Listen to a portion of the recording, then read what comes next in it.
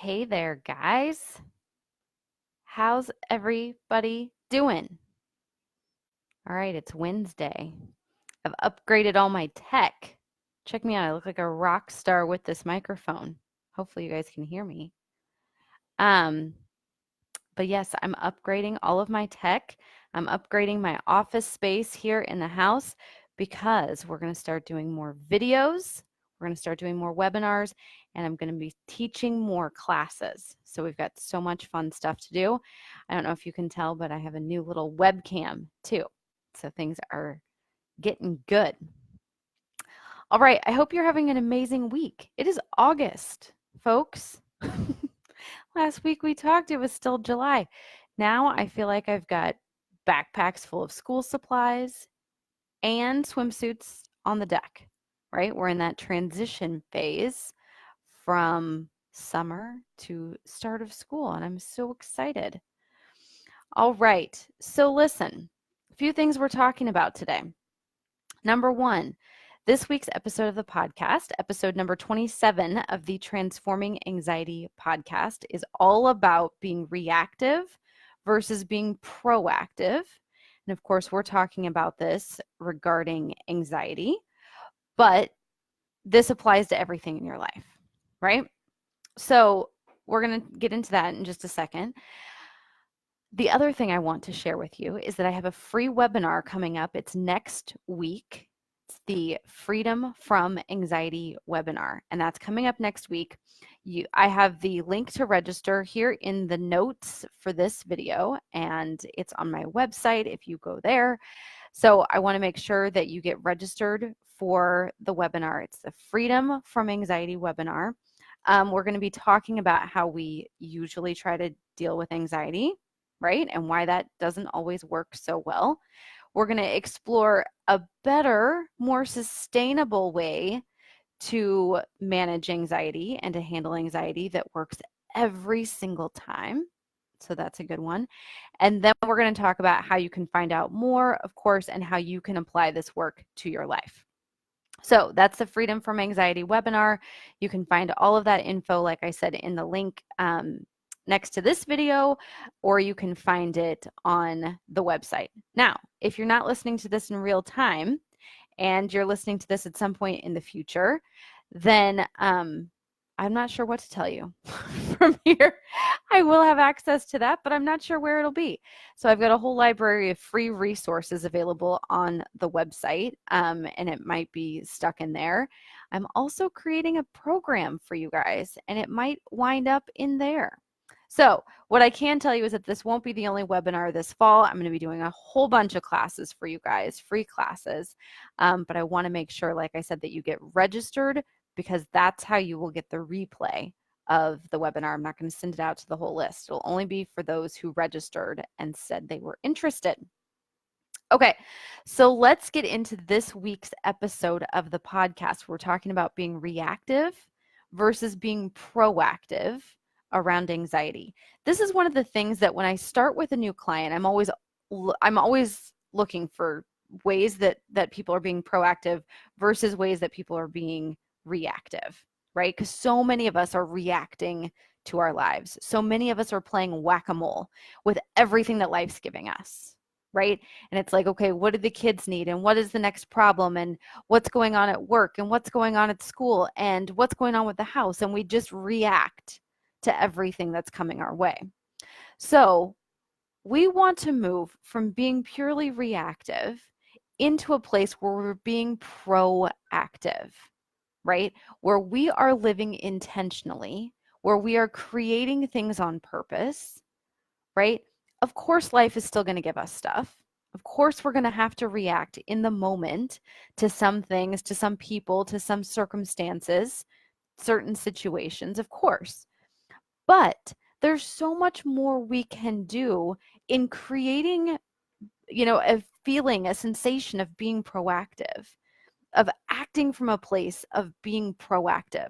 So let's talk about a few ways that being reactive shows up. One way is just plain old procrastination, right? So if you find that you're procrastinating around the house, if you're procrastinating at work, if you're procrastinating about things that you want to do, whether it's personal projects, whether it's professional projects, whether it's a goal or a dream that you just keep putting off, you just keep kicking the can down the road, right?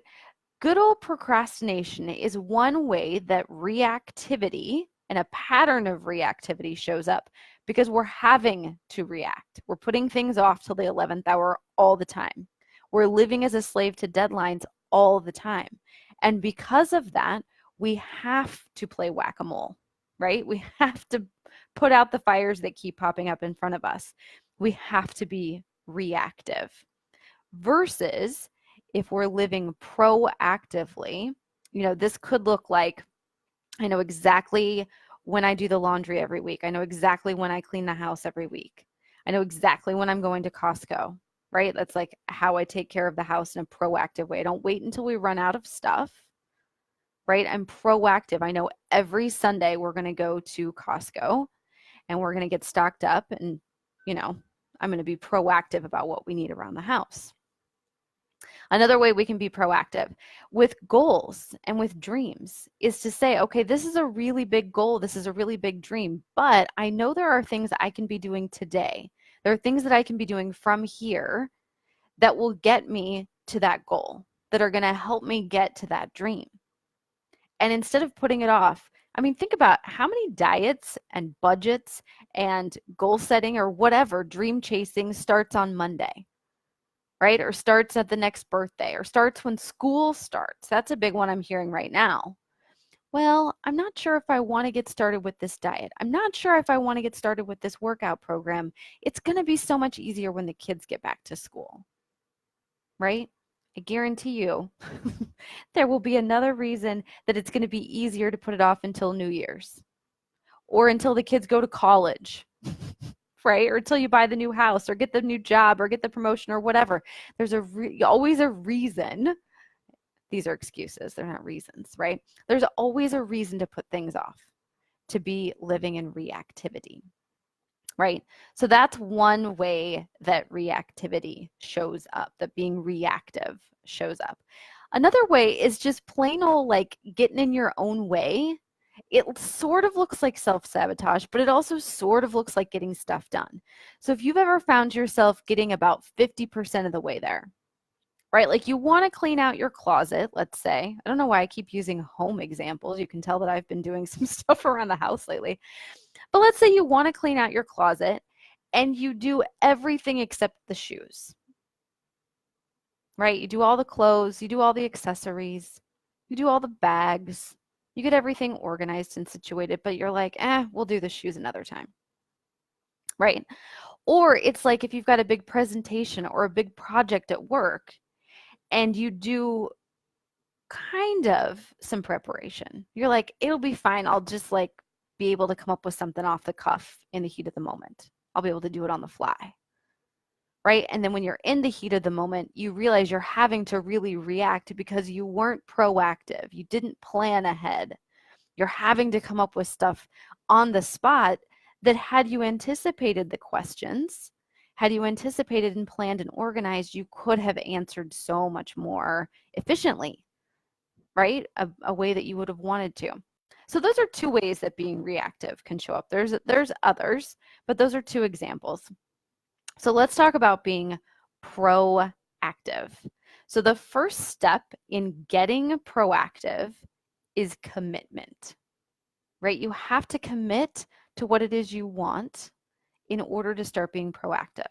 So if there's a goal that you have, if there's something you want to accomplish, right? If you want to clean out something in the house, if you want, whatever this looks like, right? You have to commit. If this looks like transforming anxiety, there's one, right? If you want to commit to living a life with a totally different experience of stress and anxiety, the first step you have to take in being proactive with that goal is to commit to it. And that is the worksheet that I created that goes along with this episode of the podcast. So there's 3 more steps. We're going to go through those in a second.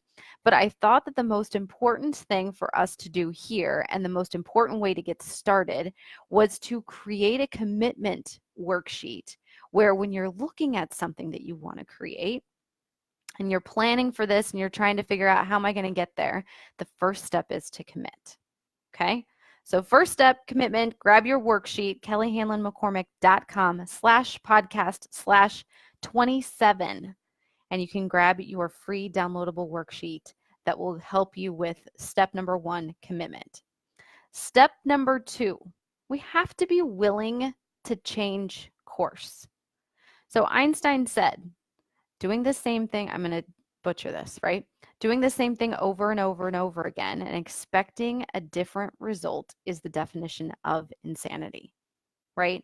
So if you have been experiencing a certain amount of stress, if you've currently been experiencing a certain amount of anxiety, and you're doing the same things in your life day after day, week after week, how are you going to get to a different result, right? How are you going to transform that? How are you going to have a different experience of that? So you've committed. Here's what I know that I want. I know that I want to transform my experience of anxiety. But from there, I have to be willing to change course.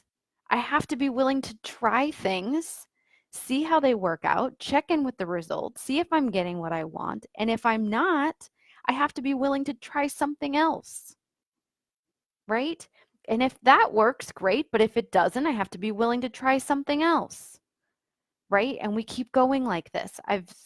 Totally committed to the goal. I'm totally committed to transforming my experience of anxiety. Now, I'm just going to figure out what sort of thoughts and feelings and actions I need to be taking over and over and over again to reach that result, to get that goal, right? So we have to bring a willingness to change course. We can't do the same thing over and over again and look at the result and be like, I don't know what's happening. It just doesn't change, right? We have to be willing to change course so that we can create a different result for ourselves. So step number 3, this is everybody's favorite step. You ready? You have to be willing to feel your feelings. The feelings that you feel, all of your emotions, are the fuel for the behavior that you're taking in the world. So if you are not willing to look at how you're feeling, if you are not willing to feel how you're feeling, and instead you're numbing that, you're distracting yourself from that, you're trying to avoid that and ignore that for some reason in some capacity, right? And some of my, most common, some of the favorite ways that we have of resisting our feelings are things like overeating, overspending, over drinking, over teching, right? Where we spend a lot of time on things like Netflix or social media, right? Or just zoned out in front of the TV, right? These are common ways that we avoid feeling our feelings. But folks, I know this is when everybody starts rolling their eyes and their eyes kind of glaze over and they're like, nah, I don't want to do the feelings part. Consider that feelings are the fuel for all of your actions and all of your behaviors. And when you think of your feelings like that, you can see this isn't about feeling your feelings for the sake of sitting around and talking about how we all feel and getting all mushy gushy. Feeling your feelings is for the sake of fueling the behaviors and the actions that you take in the world, fueling who you are in the world in a way that you want. Okay? So first we commit. Second, we're willing to change course. Third, we feel our feelings. Number 4, we just keep going. The only people who do not get what they want in life, whether this is transforming an emotion, whether this is a big goal, whether it's the promotion, whether it's a fatter bank account, whatever it is, the only people who don't get what they want are the ones who quit.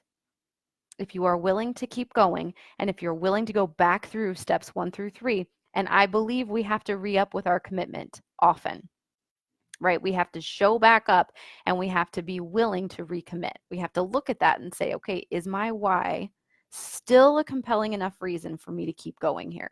Because it's going to get uncomfortable. It may seem confusing sometimes.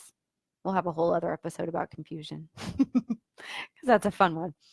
But if you are willing to keep going, you will get what you want. You will get exactly where you want to go. You may not have any idea how you're going to get there from here. Knowing the how is not nearly as important as the commitment, right? The willingness to change course, feeling your feelings, and just keep going. All right. So that's what we talk about in the episode this week. It's episode number 27 of the Transforming Anxiety podcast. I've got a free downloadable worksheet for you. Remember, go grab that. kellyhanlonmccormick.com/podcast/27. That worksheet is all about commitment. You can revisit that if you feel like you need to re-up with your commitment, right? If you need to go deeper with your commitment, if you need to revisit your why and your compelling reason why the heck you're doing this in the first place. So that's available for you. And then don't forget next week, next Wednesday, August 14th, which happens to be the first day of school. And I'm so excited. I love summer, but I am also like ready for everybody to be back where they're supposed to be, right? So I'm going to do a little celebration here, and we're going to have a free webinar called Freedom from Anxiety. So make sure you get registered for that.